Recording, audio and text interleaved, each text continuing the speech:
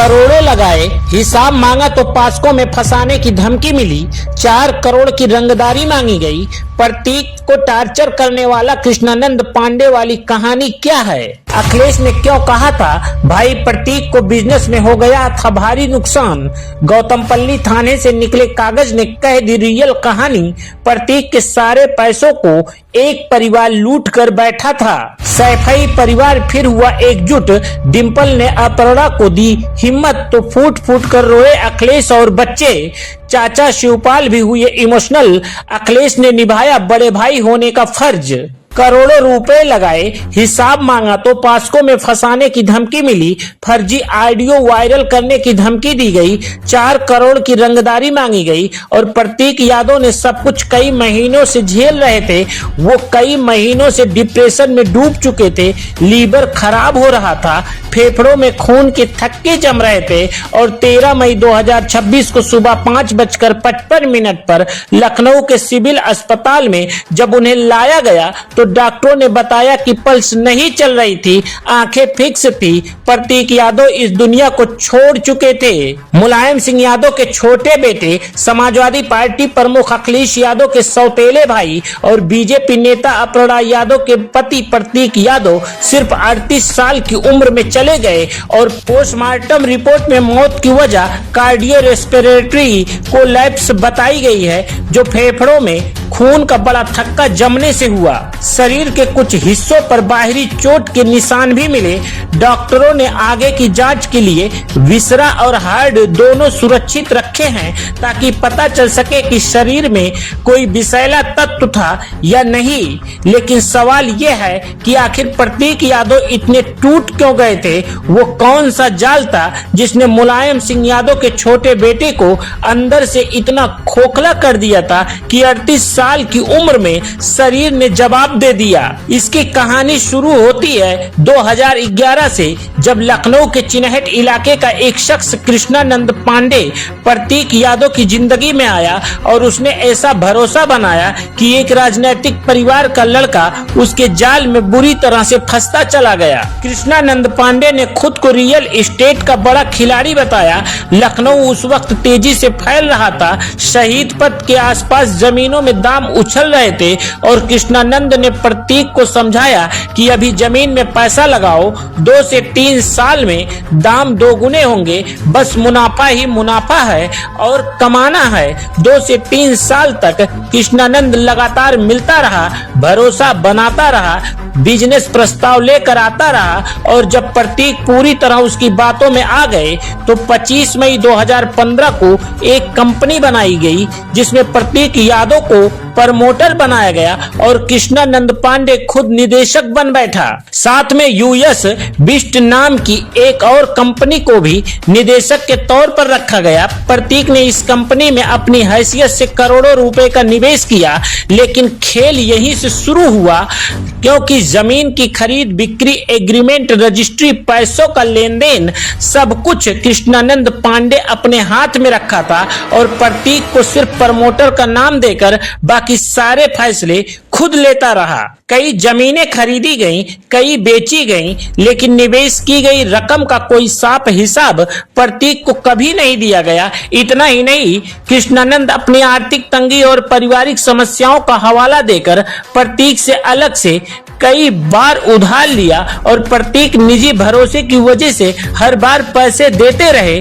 फिर 2020 में प्रतीक कोविड की चपेट में आ गए, लंबा इलाज चला।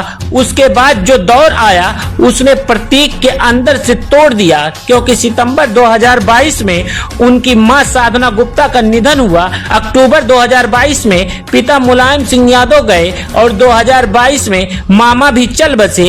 एक के बाद एक 3 मौतें प्रतीक के आंखों के सामने हुई। शारीरिक बीमारी और मानसिक तनाव, प्रतीक पूरी तरह टूट चुके थे और ठीक इसी वक्त कृष्णानंद पांडे ने उनकी कमजोरी का सबसे ज्यादा फायदा उठाया।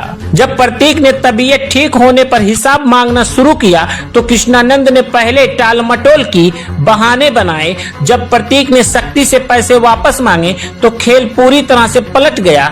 कृष्णानंद पांडे ने ईमेल और व्हाट्सएप पर प्रतीक को पास्को एक्ट जैसे गंभीर कानूनी मामले में फंसाने की सीधे धमकी दी। परिवार की छवि खराब करने के लिए एक फर्जी ऑडियो क्लिप वायरल करने की बात कही और उसके बाद कृष्णानंद, उसकी पत्नी वंदना पांडे और पिता अशोक पांडे तीनों ने मिलकर प्रतीक से 4 से 5 करोड़ रुपए की रंगदारी मांगी। जुलाई 2025 में प्रतीक ने लखनऊ के गौतमपल्ली थाने में कृष्णानंद पांडे, वंदना पांडे और अशोक पांडे तीनों के खिलाफ धोखाधड़ी, रंगदारी और आईटी एक्ट के तहत एफआईआर दर्ज कराई। पुलिस जांच शुरू हुई, लेकिन इस पूरे मामले में प्रतीक को मानसिक रूप से पूरी तरह से खत्म कर दिया। वो डिप्रेशन में चले गए। लीवर और फेफड़ों की बीमारी बढ़ती गई। कई बार मेदांता अस्पताल में भर्ती हुए।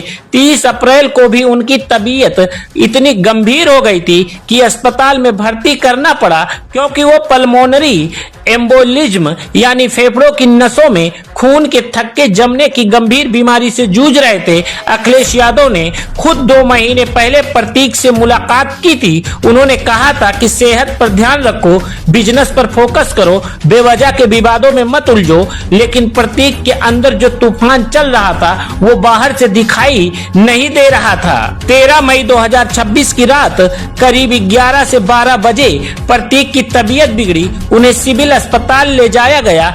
कुछ सुधार होने के बाद घर वापस लाया गया, लेकिन सुबह फिर हालात बिगड़ी और वो किचन में बेहोश होकर गिर पड़े। परिवार में हड़कंप मच गया।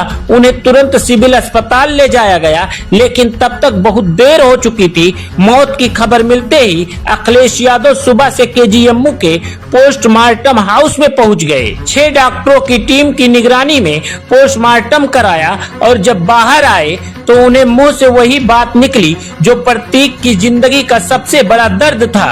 अखिलेश ने कहा कि कभी कभी व्यापार में होने वाले नुकसान से लोग बहुत दुखी हो जाते हैं और परिवार जो भी फैसला करेगा उसी के मुताबिक कानूनी रास्ते पर आगे बढ़ा जाएगा। अपर्णा यादव पिछले 3 से 4 दिनों से लखनऊ से बाहर थी। पहले गुजरात के सोमनाथ गईं, फिर असम।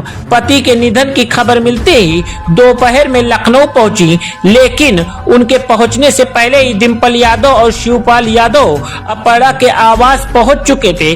डिम्पल यादव ने अपर्णा को हिम्मत दी, शिवपाल ने परिवार को संभाला और अखिलेश ने कहा कि पूरा परिवार इस वक्त दुख में एक साथ खड़ा है। वैसे कोई कितना भी कहे, राजनीतिक मतभेद कितने भी गहरे हों, अपर्णा यादव बीजेपी में हो और अखिलेश यादव एसपी के मुखिया हो, शिवपाल का अपना अलग रास्ता हो, लेकिन जब दुख की घड़ी आई तो ये सब मतभेद एक तरफ रख दिए गए। ठीक वैसे ही जैसे अक्टूबर 2022 में जब मुलायम सिंह यादव का निधन हुआ था तो पूरा सैफई परिवार एकजुट हो गया था। कोई बीजेपी वाला नहीं रहा, कोई एसपी वाला नहीं रहा। सबने एक साथ मिलकर अपने बड़े का अंतिम संस्कार किया। आज फिर वही हुआ।